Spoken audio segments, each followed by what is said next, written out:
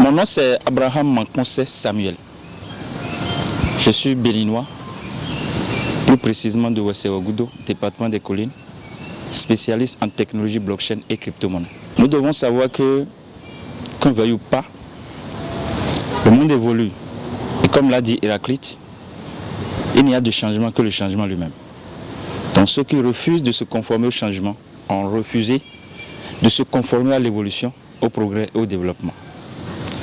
De point de vue monétaire, nous ne sommes pas sans savoir que nos parents ont utilisé les trocs, d'autres fois des monnaies marchandises, d'autres fois encore des monnaies métalliques, les courriers en Afrique, et nous sommes aujourd'hui en train d'utiliser ce qu'on appelle les monnaies fiduciaires, basées sur la fiducie, c'est-à-dire la confiance en un gouvernement, en un État ou en une région bancaire ou monétaire.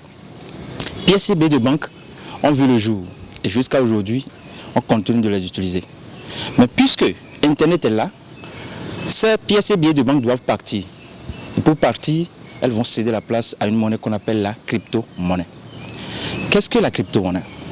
La crypto-monnaie, c'est une monnaie qui est basée sur Internet, qui s'envoie de portable à portable, d'ordinateur à ordinateur, ou de portable à ordinateur, ou vice-versa, et ceci sans intermédiaire, 24 heures sur 24, sans barrière géographique, en toute liberté, en toute sécurité.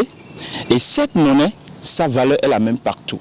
C'est-à-dire, elle a réinstauré ce qu'on appelle l'égalité monétaire, la justice monétaire contre la dictature monétaire instaurée par les pièces et billets de banque.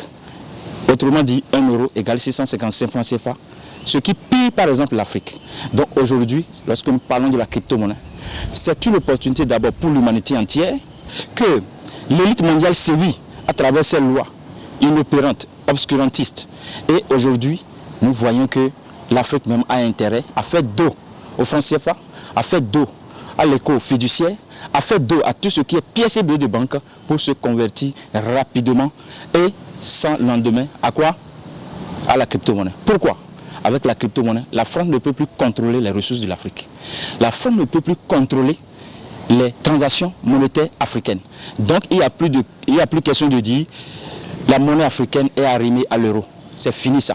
Donc chaque Africain a droit à l'indépendance financière, a droit à l'autonomie financière, a droit à la sécurité financière, et le taux de bancarisation en Afrique qui était, ou qui est du moins jusqu'à aujourd'hui, à hauteur d'environ 15%, peut se retrouver facilement à 90%, pourquoi pas à 100%, parce que la crypto-monnaie, c'est une monnaie décentralisée.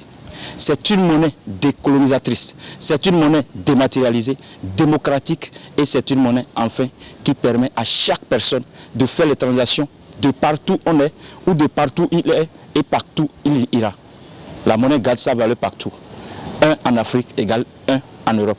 La crypto-monnaie, la voilà. Et tous les Africains qui aiment l'Afrique, comme Thomas Sankara, comme Olympio, comme Kadhafi, comme Blé Goudé, comme Gbagbo, et je dirais même comme Sékou Touré, pourquoi pas Patrice Lumumba, pourquoi pas Kem Seba, pourquoi pas tous ceux-là qui se battent, les Nathalie Nyam, doivent se convertir rapidement dans la crypto-monnaie, car l'Afrique c'est pour les Africains et plus jamais pour les Occidentaux.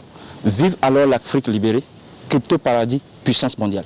Et j'invite mes chers frères et sœurs africains, chers compatriotes, à vous convertir dans la crypto-monnaie, car d'un, ça vous permet d'être financièrement libre, car 2,2 € en bitcoin vaut aujourd'hui 5 millions de francs CFA. Donc si nous nous convertissons tous en la crypto-monnaie, nous avons la possibilité de financer l'économie africaine par nous-mêmes. Et nous n'allons plus mourir dans la Méditerranée, nous n'aurons plus forcément besoin de la France pour financer l'économie africaine. Abattre donc la mafia bancaire, et je dirais même du Fonds monétaire international et de la Banque mondiale. Nous sommes désormais l'Afrique pour les Africains et plus jamais pour les Occidentaux. Merci.